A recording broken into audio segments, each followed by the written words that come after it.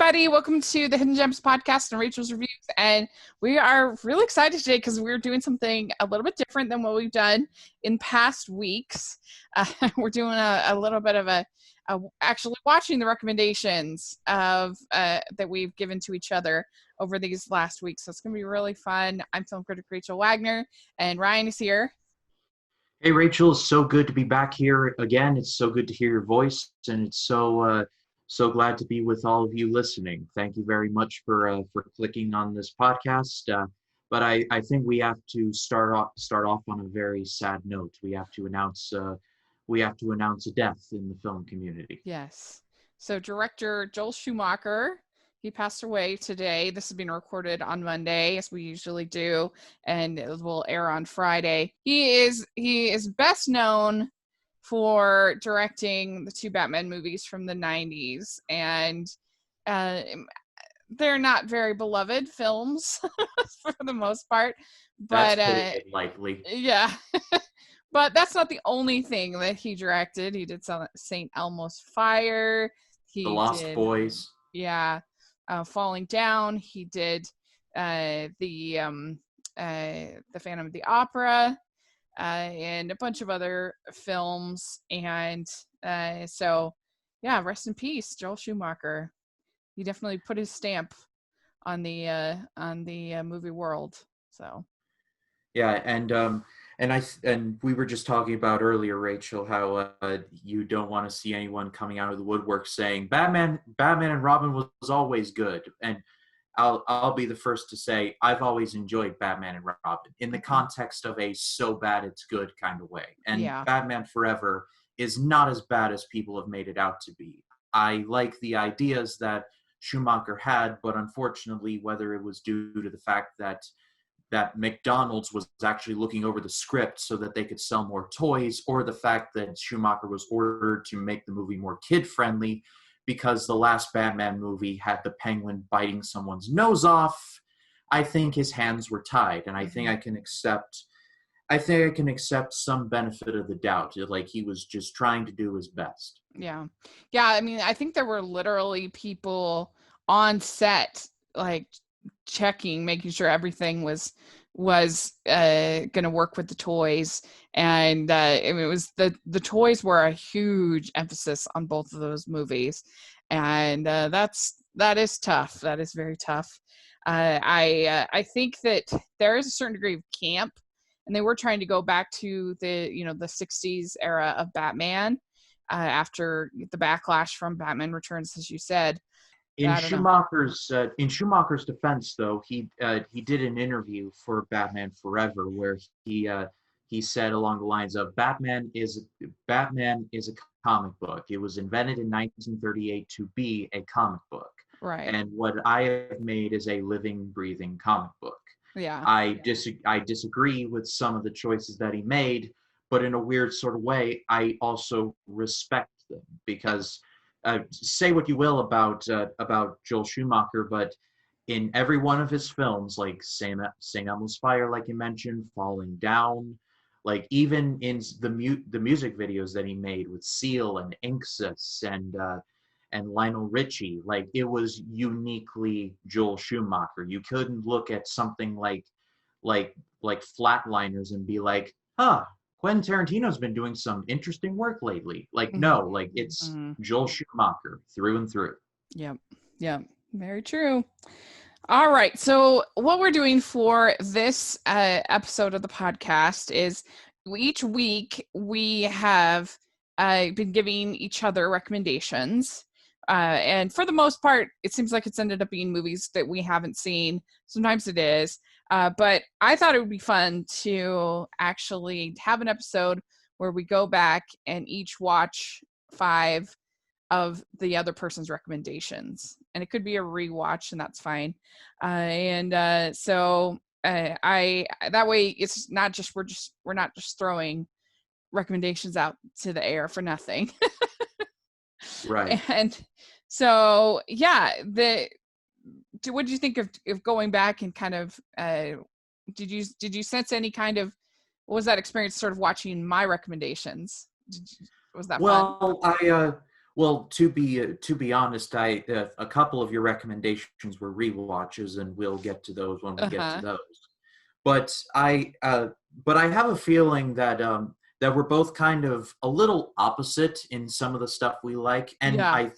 I think that's good because you're more like family orientated stuff, and I tend to lean more towards the darker stuff, and Right. that's not a bad thing. I think that's a good thing. It's like Hmm. you cover all the animated stuff, and I'll cover all the heavy dramas. Like Yeah. you can cover all the Oscar stuff. I'll cover the Grindhouse. It's like Yes. everyone gets equal coverage. You know, you're like General Douglas MacArthur in the Pacific, and I'm like Dwight D. Eisenhower in the European front. Very good. Yeah, no, I agree. I think that these kinds of exercises are really good because it pushes you out of your comfort zone. It makes you watch something you wouldn't normally watch, and I think that that's healthy and really really good. And so, what was the first movie that you watched that you want to talk about? So just to give my order here, I chose two from Disney Plus, one from Netflix, one from HBO, and one from Amazon. Like I said, I wanted to Okay. give equal love to all of the streaming services that we've covered Okay. in our brief history. I So have two from Netflix, one from Disney Plus, one from Amazon Prime, one from HBO Now. okay, Hmm. so my first choice was I wanted to remember which episodes these were from, but that was a futile task. So I'm just going to start rattling off. Hmm. My first choice was The Straight Story from David Lynch, Mm. and I absolutely loved it. Yeah. What I loved the most about it was that David Lynch makes very weird movies. If any of you have ever seen movies like Dune or Eraserhead, like he doesn't make normal movies. He makes these very surreal, like otherworldly movies. But in The Straight Story, it feels like he was given the task of, okay, make something about normal people, and he was like, all right, I'll give him my best shot. And what we got was The Straight Story. I loved the old man in here. I believe he's played by Richard Farnsworth. Hmm. He reminded me a lot of my grandfather, who just recently passed away about a couple of years ago. Despite literally everything saying you need to change your habits, you need to clean yourself up, like he said, no, if I'm going to go out, I'm going to go out as I came in, and that's weirdly admirable, I thought. And another thing that I realized was that Sissy Spacek has a heck of a range, because she can go from kind of demure in something like Coal Miner's Daughter, which I love her in, by the way, or she can go from downright terrifying in something like Carrie to what she is in The Straight Story, and she's very good in this as well. This is a movie that just feels super mellow, like you would easily forget this is a David Lynch movie. It feels like a Gavin O'Connor movie where it focuses on real people and real problems. So yeah, I Yeah. enjoyed the heck out of The Straight Story. Like it does not feel like a Disney movie to me. No, it doesn't. It really doesn't. It's even. I don't think there's even a logo at the beginning of it. It's just blue font saying Walt Disney Pictures Yeah. presents, and I'm like, this just doesn't compute. Yeah. At first, I kind of wondered if it was an acquisition from Fox, and then they now put their name on it, like they've done with a few things. But no, it was a Disney film, so that's really interesting. And yeah, it's a very sweet but different kind of film. And I don't know, he's just he's he's a character that you're rooting for without really being too like sentimental. It could have been And such a corny movie, but it's really not. and something tells me that he wouldn't want your sympathy either, because at the Right. very beginning of the movie, he basically falls down and he can't get up, but he's like, oh, I just need some help getting up, and he basically gets himself up. He's one of those types where he's like, if I fall down, I'm going to get myself up. I don't need any help, and that's weirdly Hmm. admirable. I Yeah. liked that about him. Yeah. Yeah. It's kind of like Clint Eastwood in Gran Torino, but less Less uh racist. less racist. Yeah. Yeah. Yeah. Yeah. And So good. I'm so I glad love Clint Eastwood in that movie, by the I way. do But too. yes, Yeah. there's no getting around the racism in that. Yes.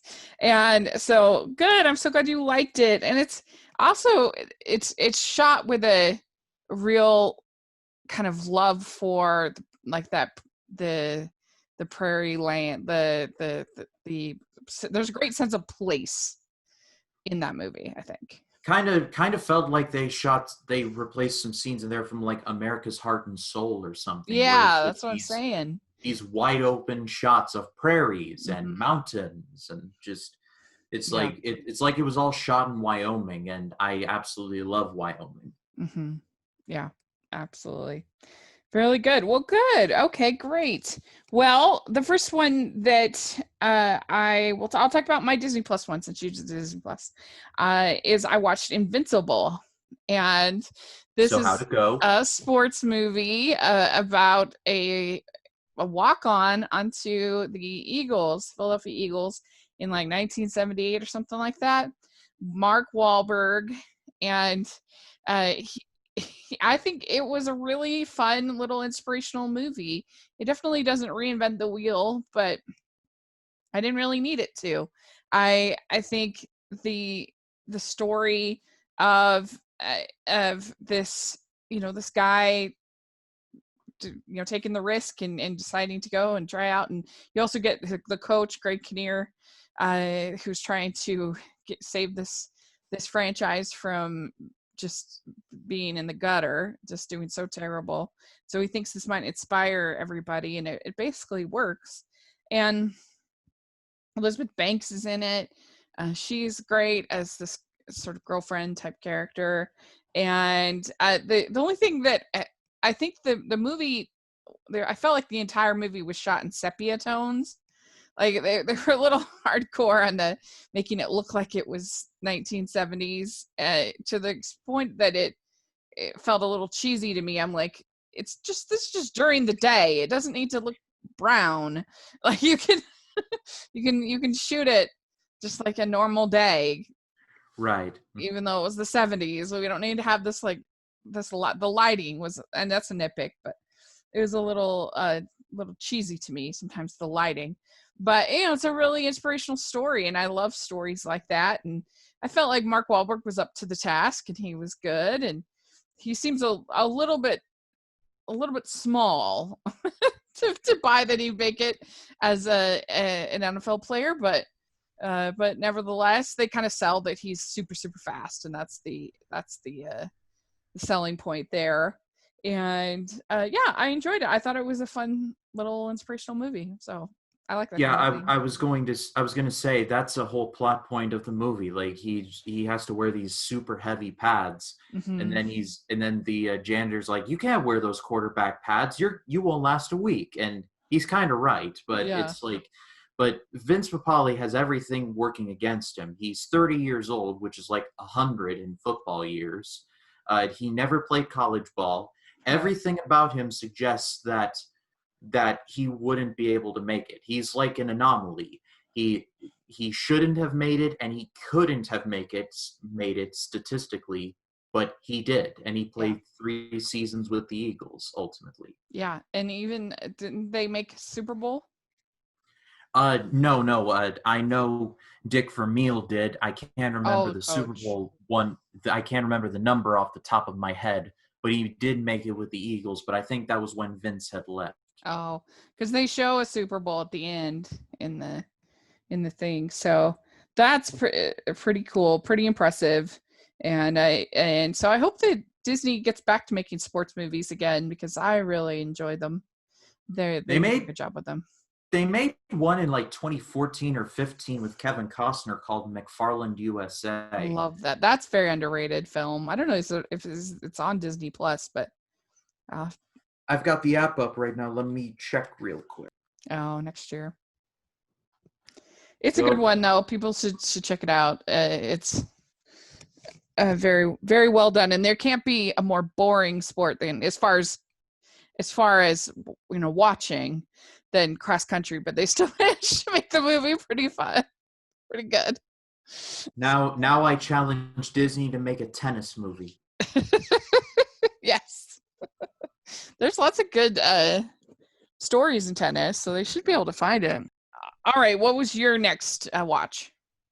So my next watch, and this was a rather big task, so I only was able to watch like the first few episodes or so. But I started Boy Meets World, Oh, and I really enjoyed it. yay. When I first started the first episode, it's like the shot of the cafeteria, and you see Mr. Feeney for the first time. And when I heard Mr. Feeney's voice, I dropped the remote, and I'm like, holy crap, that's William Daniels. Now, context. William Daniels is in one of my favorite movies of all time called 1776. It's a musical where it centers around the signing of the Declaration of Independence. It's a brilliant movie. My dad and I watch it every year on the 4th of July without fail. And William Daniels, who plays Mr. Feeney in Boy Meets World, is John Adams. And as long as I can remember, like, he was always my favorite character in that movie. And so when I saw William Daniels, I'm like, oh my God, like, you got John Adams as your president. That's not as your president, but as your teacher. That's awesome. And so at first I was like, all right, I'm on board for this. And then the rest of the characters are really likable. So I came for the William Daniels and I stayed for the rest. Yeah. But Sit but down, the John. show but the show is really funny. It's actually surprisingly relatable, because a lot of those 90s sitcoms are like Full House, where they're like so like tooth achingly sweet, I find. But in Boy Meets World, the boy Colt, I believe is his name, he deals with real problems. And in the first episode, I remember specifically, was all about love and stuff. And Mr. Feeney has this great monologue where he's trying to explain love to him, or to Colt, pronouns, and Corey. it's great,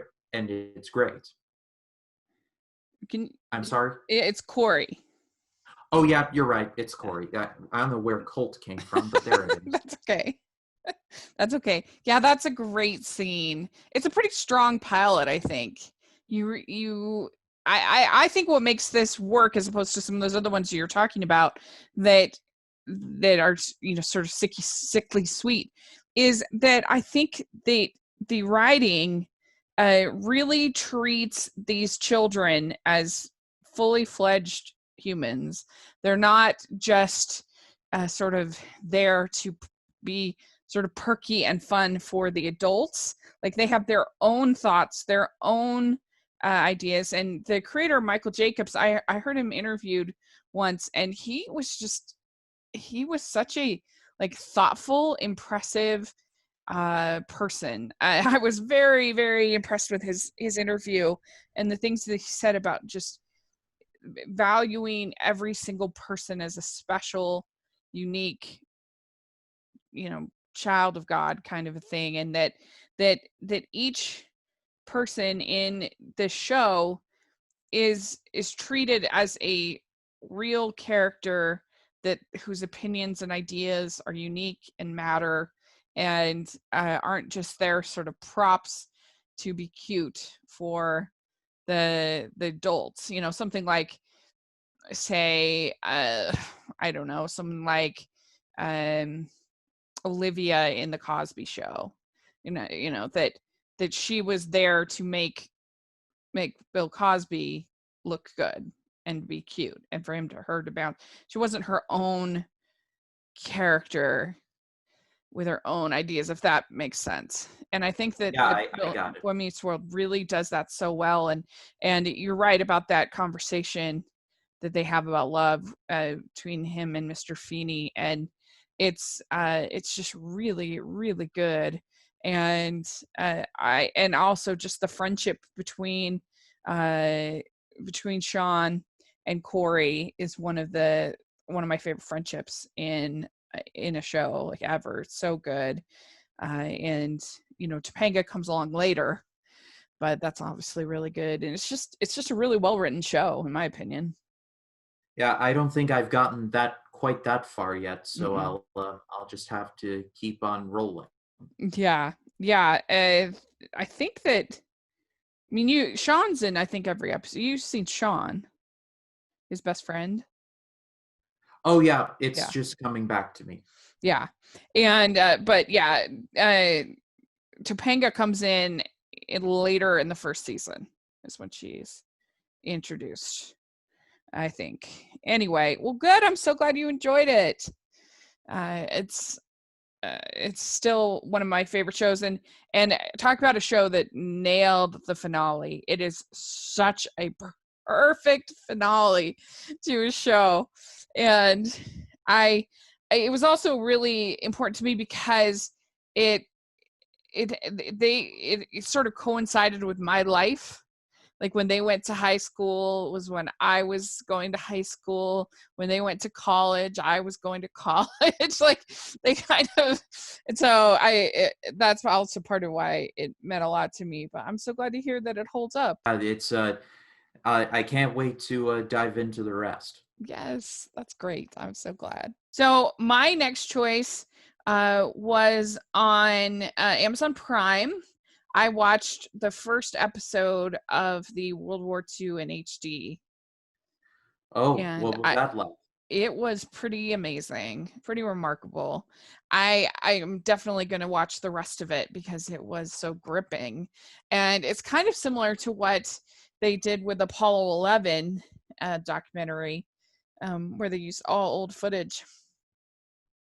And or I mean that there's some new footage of interviews, but it's almost all old footage, and it really immersed you into the moment. And there's some stuff that's tough to watch for sure, but it was very gripping. I walked away thinking I don't really have any flaws with it. I mean, the voice work that they got to voice the characters was the people was really good. Gary Sinise is the narrator. He's so good at stuff like that. And yeah, it really felt like you were in the moment when you're Yeah, watching it. Gary Sinise is just an awesome human being. I don't know if Yeah. you've looked too deeply into his activism, but he's Hmm. worked with the Wounded Warrior Project. He's like the figurehead of that organization. And Yeah. my uncle Scott, who was in the military for his entire adult life and is now retired, he actually worked very closely in some instances with Mr. Sinise, and he Mm. had nothing but good things to say. So Gary Sinise is one of those actors that I have a ton of respect for because he just seems like a genuinely nice person. Yeah. And also he's really good in most of the stuff that he's been involved with. Yeah. Yeah, it's really cool. It seems like him playing Lieutenant Dan in Forrest Gump really changed him as a human, and uh, he really took it's a very public front in supporting veterans, wounded veterans especially, which is great. I think that's awesome. I was listening to this podcast one time, and he was in this interview, and he was like, and as soon as I walked onto the base, it was like everybody was like screaming at the top of their lungs, "Lieutenant Dan!" and he just laughed at that, and I was just like, this guy is awesome. Yeah, that's great. And he does a great job in this, and because some of the stuff is tough to watch, but I think it's important. I think it's important to know, especially in a how do I say it politely, in this tenuous time that we live in, as far as our own leadership and our own politics and everything. It's important to see how bad things got in Europe and how the people were manipulated, and and to see the price that was paid quite horrifically at times, and these young men who lost their lives. And I think it's important to remember. Absolutely. Hmm. So, all right. Well, what's your next pick? So my next pick is from Netflix, and it is The Garden of Words from Makoto Shinkai. This was only 45 minutes, so it was a very quick watch. Is And it I only? wished it was, and I wished it was an hour and 45 because this movie was great. Yay! I think Makoto Shinkai doesn't get talked about enough because he's directed your favorite movie of all time, Your Name, Hmm. Weathering with You, which I saw earlier this year and was just absolutely lovely. And now I've watched this, and it's like this guy is like, I don't want to get too far ahead of myself here, but this guy is like the next Hayao Miyazaki. And Mm-hmm. that's a heavy claim. I understand this, but Mm-hmm. if he keeps going on this track, like he could be the next big thing, or maybe he already is the next big thing. It's just right now, I believe he's working for Toho at the minute, so I'm not sure how Mm-hmm. long that contract lasts, but I would love for him for either Disney or DreamWorks or Aardman or Leica or someone to recruit him and say, hey, you've got this budget and Mm. the rest is up to you. Like that would just like that would just be the best thing. I And would like, die. It would be amazing. yeah, and now about the Garden of Words, the movie is just absolutely lovely. It's like if you like if you like forced a gun to my head and was like, what movie looks better, Your Name, Garden of Words, or Weathering with You? I'm like, pull the trigger because they all look excellent. And it just the Garden of Words, it's just such a nice story, and it just wow, I'm running out of good things to say. Just Garden of Words, it's wonderful. Yay, I'm so glad you liked it. I actually forgot that it was so short because it doesn't feel short when you're watching it. It feels like a fully fleshed out story.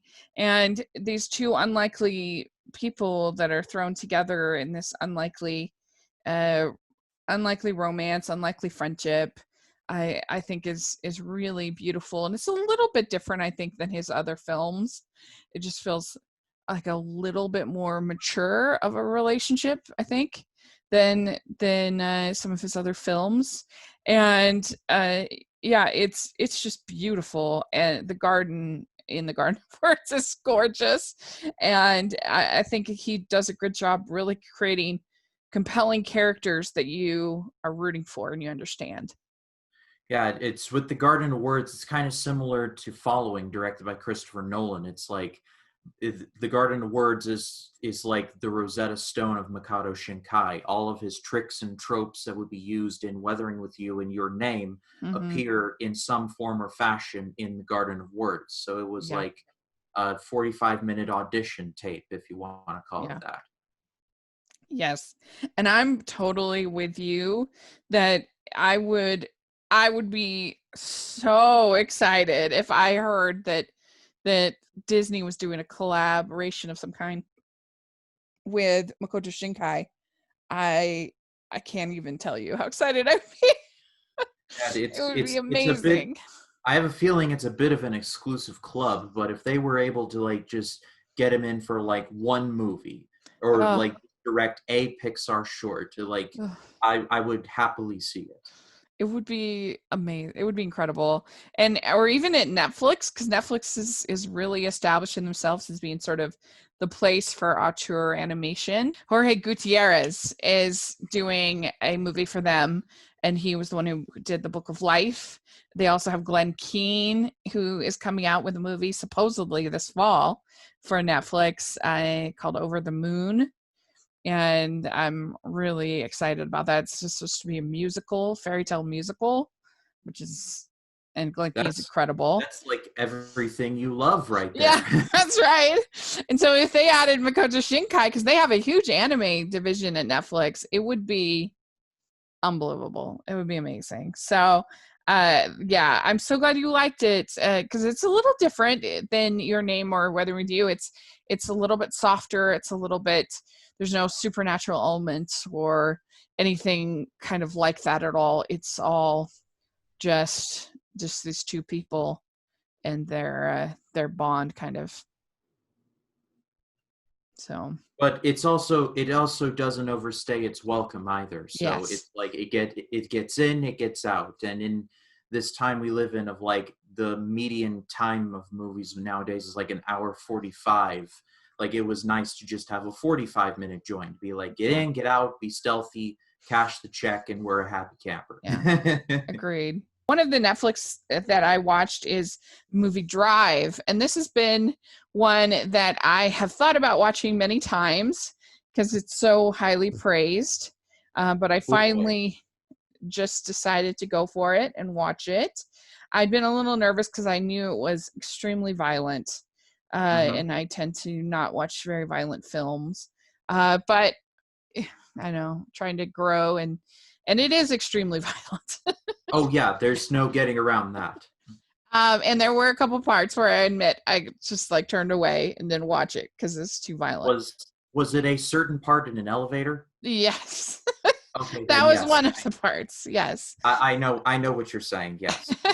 But it is a really interesting movie, I think, about these this guy and him kind of finally breaking down sort of this uh, letting something come in and actually like feeling something for once, because he's very controlled in his life and his emotions and who he is, and he lets his guard down for this woman and really the child more than even the woman. I think was this bond that he gets with Carey Mulligan's son, and and you see how that kind of ruins it. He can't do what he's doing and be the person that he is unless he sort of maintains that cold, unemotional, not going to let anything in. If he lets it in, that ruins everything.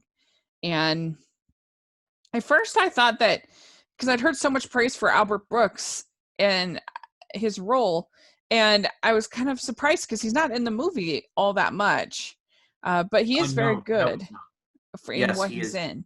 He's great, but he's like like Anthony Hopkins in Silence of the Lambs. You don't see him often, but when he is there, oh boy. Yeah, yeah. I mean, he is very scary, and he's usually a comedian, so that was, I think, almost made it more scary, because he's sort of going against type. Yeah, And he was Nemo from Finding Nemo, and so when I first watched this movie, I'm like, "There's no way Nemo could be." Oh God, it's yeah, like that. that's true. I didn't think of that. You're right. And Oscar Isaac in a very early role, playing Carey Mulligan's husband. Yeah, And this was well before Star Wars, and this was before he even like Ex Machina. Like mhm, he was just guy I had never heard of before. right, yeah. So he's in this, and then Bryan Cranston is also really good in his role, and overall it's very gripping. I do think that I kind of wonder if they should have put one more action scene in the middle, because you got one at the very beginning and then you kind of have towards the end, but if that might have made the pacing a little bit better. But uh but I still think it's a very beautifully made. It's definitely like an art house film. It's it, it's probably, I can understand why some people, they look at it and they were expecting like Fast and the Furious or whatever with the name Drive, and then they went to see it and they were kind of upset because it wasn't at all that at all. But if you know what you're getting into, I think there is definitely some really good filmmaking going on here. By the way, dig the music. Oh yeah, yeah, it has like an 80s synthetic sound to it, kind of.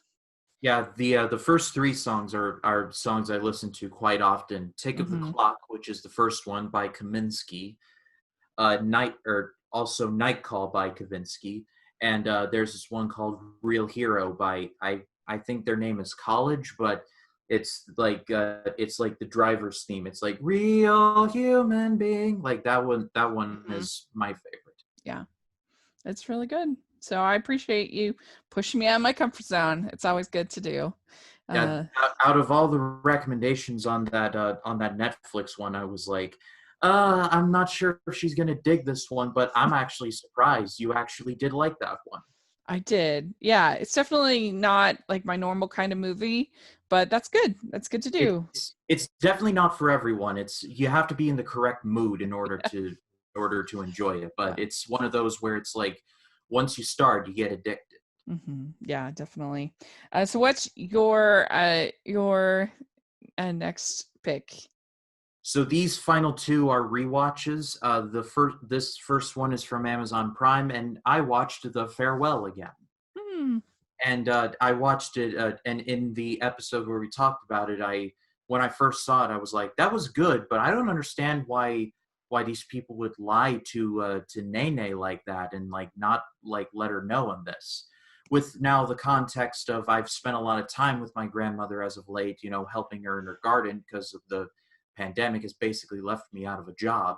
Right. I understand why they didn't do it, because it's like they didn't want her to think about, oh God, when am I going to die and stuff like that. They want her to be her normal happy self, and her love and her joy was just infectious. Like, she is just uniquely herself. Like, she's always asking everyone, oh, you look like you haven't eaten in 6 months, let me fix you some dumplings. And they're like, no, we're not hungry. And it's so nice. And she Hmm. does this weird arm aerobics thing. I'm sure it has a name, but it's like she waves her arms in the Yeah. street. It's the most wonderful thing. And Aquafina, how she didn't like at least get awards conversation is just beyond me. That's why I have no faith in the Oscars at all. But that's another rant for another time. Uh, the guy that plays Aquafina's father, he was actually Ambassador Han in the Rush Hour movies, and I can't remember his name off the top of my head, but Oh yeah. it was something that I was like, oh, that's Ambassador Han. Like, the last time he had a daughter in a movie, she was kidnapped, so he better look after her with all his might.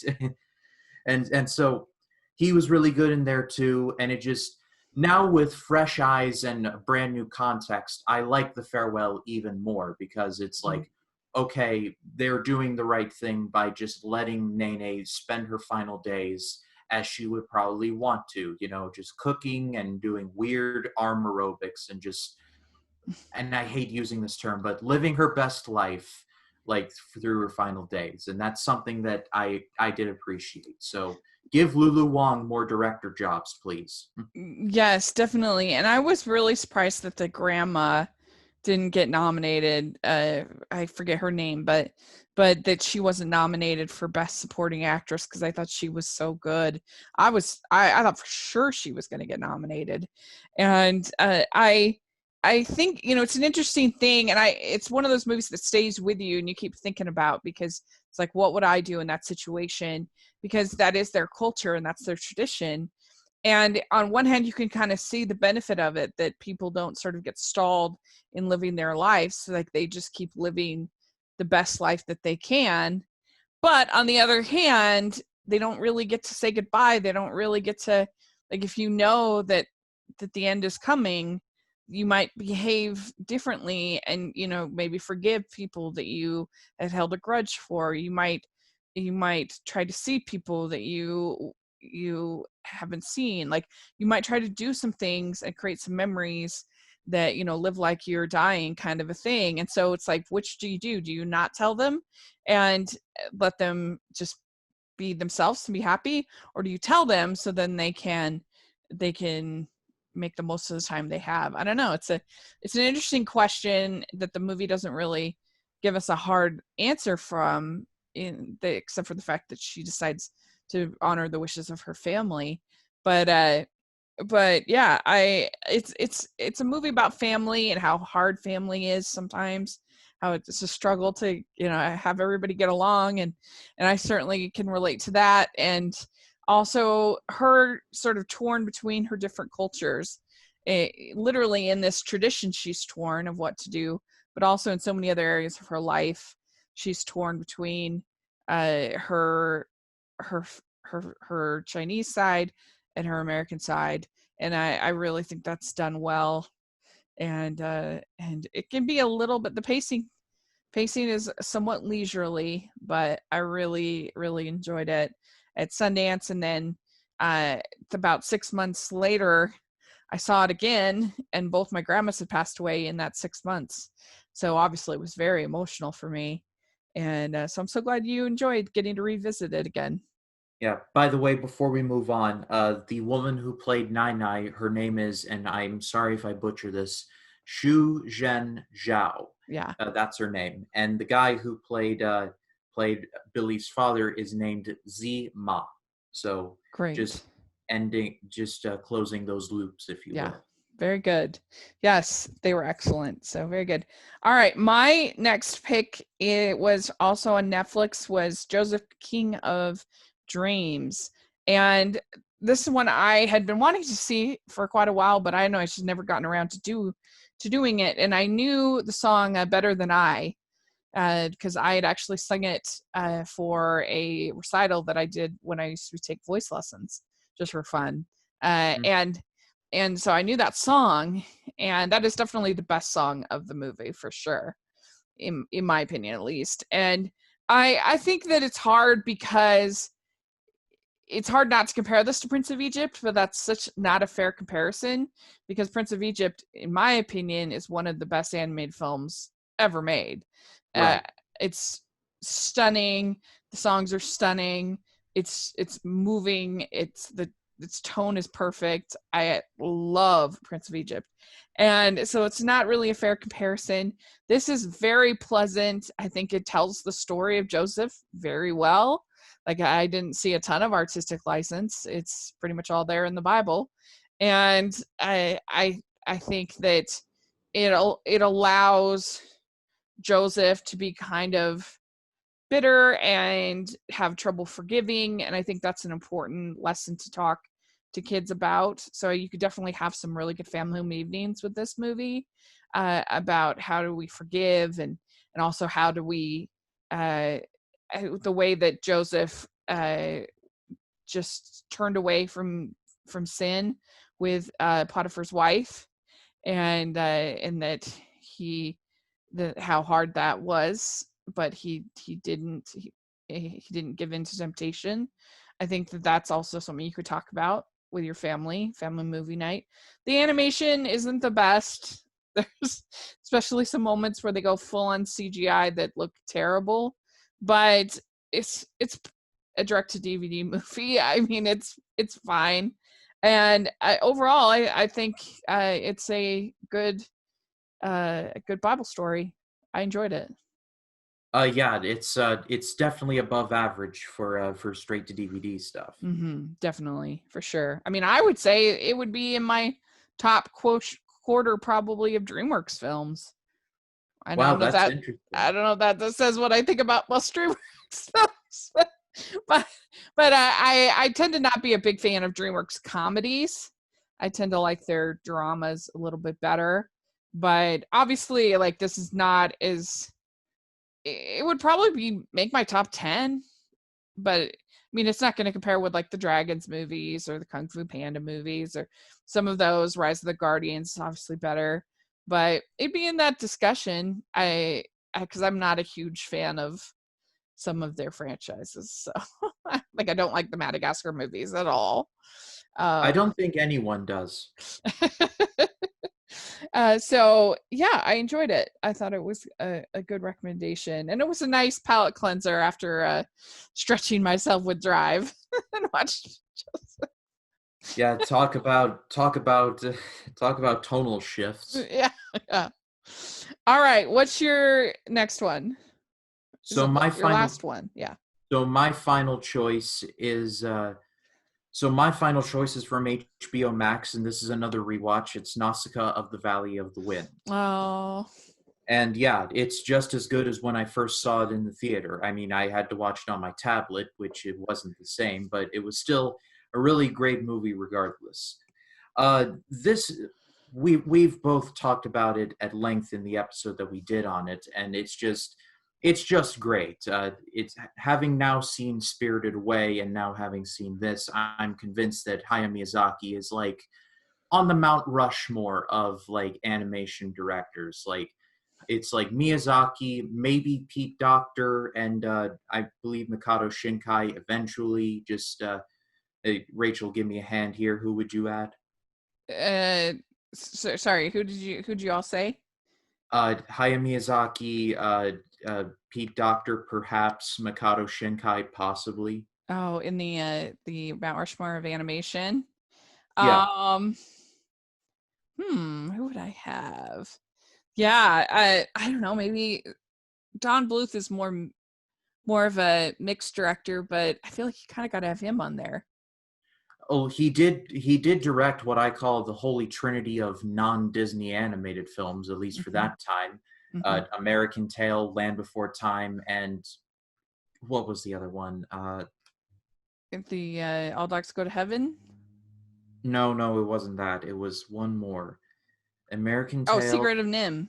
There you go. That's the one. Yeah, yeah, yeah, yeah. That's who I think you gotta have. You gotta, because you can't have John Lasseter on anymore. Yeah, that's well, But yeah, I think it's just such a bold, impressive movie for it being Hayao Miyazaki's second film. And this was before Studio Ghibli got started, but I just, because I normally don't like dystopians because I find them very cynical and it's just not my energy. It's not me. right. And but in this one, I just love Nausicaa so much because everything that she does is because she loves her people. She's not. She she's not a pushover. If you push her, No, she will shove back. But she gets the balance of being, diplomatic, but also can fight back if you provoke her. but she's not self-serving at all. Like, she isn't doing it for her own aggrandizement or her own power. She's doing it because she loves her people so much, and she's just such a wonderful character. And I find myself just rooting for her so much. Yeah, I think she's one of the better heroines that Miyazaki ever created. Mhm, for sure. Yes, and it's just such a weird but beautiful in its weirdness world, with these giant bugs and the whole, like, All the the that planes based on bugs. yeah, and that smog, the poisonous smog, and some of those things. It's really unique and different, and I love it. I think it's great. Anyway, what's your last choice? Yeah, so that was a good one. So my last choice is Batman Beyond: Return of the Joker. Ooh, And I'm looking forward to this. yes, and so this was really interesting because I didn't know anything about the Batman Beyond world. I mean, I knew that it existed, but I didn't realize that it was a younger Batman, and that Bruce Wayne was older in this series of comics, I guess. Good And old Terry McGinnis. yeah, and so he's, I guess, 16 in this, and it kind of made me wonder when I was watching, because he's very slender as a Batman, and it kind of made me wonder if maybe that's what they were thinking when they cast Robert Pattinson a little bit, because he's more of a slender guy, and maybe that's kind of the image that they were thinking of when they did it. I have no idea, but it just made me think of it because it was a different look and a different feel of a Batman than we usually see. That's interesting. I never considered Robert Pattinson as kind of like a Batman Beyond type. Yeah. I mean, I that may not have had anything to do with it, but it just made me think of when I was watching, and it's nice to see a different kind of Batman than we typically see. Somebody who's more sort of more like a ninja kind of, I think, in the way he moved and flowed, rather than the sort of more of a, because the one of the problems that with Batman for years is that the neck and cowl thing that he had to wear limited his movements to such an extent. I mean, Michael Keaton in that outfit could barely move, and so there was limit to what you could do in the fight scenes and other things, because they were so restrictive, and so that's something that was interesting to see here. Somebody who's more agile, and and and then you have a really fun appearance of Mark Hamill doing the Joker here, because you not only have him, but you have um, the baby Joker. I forget his name, but Yeah, the he was one of the former Robins. I believe it was Jason Todd. hmm and so that was good and very chilling. And you have an old school Harley Quinn in this, which was fun. I'm normally not a Harley Quinn fan, but I like her more as a side character than a lead character. And I don't know, it was, I thought the animation was pretty good. It was a pretty tight story, and overall, I enjoyed this new version of Batman. I thought it was good. Yeah, Batman Beyond, like I said in that episode, really doesn't get a ton of love, and I do think it should. And Mm-hmm. we've explored a lot of corners of Batman's mythology. You know, in his prime, when he's starting out, when he's older, with the Dark Knight Returns. Mm-hmm. You know, but we never hear about like Batman's heirs, like the Robins or the Batgirls or Yeah. the Red Hood or Terry McGinnis in this case. I think the closest one we've gotten is maybe Batman versus Robin, which is an animated one from the Mm-hmm. DC animated universe. It's really good. It features the Court of Owls storyline, which is one Mm-hmm. of my personal favorite Batman storylines, and also a really good fight between Damian Wayne and Bruce Wayne, between father and son. Yeah, I've actually seen that one, believe it or not. Randomly. I don't know why I've seen it. But yeah, so this was really good. I really enjoyed it. And so, yeah, good job. I enjoyed all of your recommendations. And I would be real. If I didn't like it, I would tell you. So Oh, I I'm did. sure of that. I did. So, yes. So I ended up watching Batman Beyond Return of the Joker, World War II in HD, Joseph King of Dreams, Drive, and Invincible. So, And eh, and I had the Straight Story, Boy Meets World, The Farewell, The Garden of Words, and uh, I just did this one. Oh, Nausicaa of the Valley of the Wind. yeah. Well, I think we did a good job recommending films. And so if you're listening, if you've seen any of these, let us know your thoughts. We'd love to hear what you think. And we'll be back to doing next week. We're actually going to preview the Peacock Network, which is coming up from NBC. And they have a bunch of movies that are included in their streaming service. So we're going to talk about that, and that'll be really fun. And yeah, let us know your thoughts. And Ryan, where can people find you? You can find me on Facebook, Twitter, Instagram, and Letterboxd at RyanCam20. On my YouTube channel, Ryan Cam Movie Reviews. It's become a very bustling place. I've got the AFI project going on over there. The last episode I dropped was for, let me check my list. It was for It's a Wonderful Life. And Mm-hmm. I've got Chinatown, Some Like It Hot, and The Grapes of Wrath coming up in the next week or so. And then it's just going to get crazier from there with like E.T., To Kill a Mockingbird, Mr. Smith Goes to Washington, and the well gets deeper from there. And then I'm also doing Nolan Month, where I'm reviewing every Christopher Nolan movie in honor of Tenet coming out to theaters, and the episode for Following has already dropped. So that is already live if you'd like to check that out. Great. That's awesome. And you can find me at Rachel's Reviews, all over social media, iTunes, YouTube, and on Rotten Tomatoes. So check that out. And make sure you're following me at the Hallmarkies Podcast, because we have a lot of fun over there as well. So thanks so much, Ryan. This was really fun. And we will talk again next week. Bye, everyone. Bye.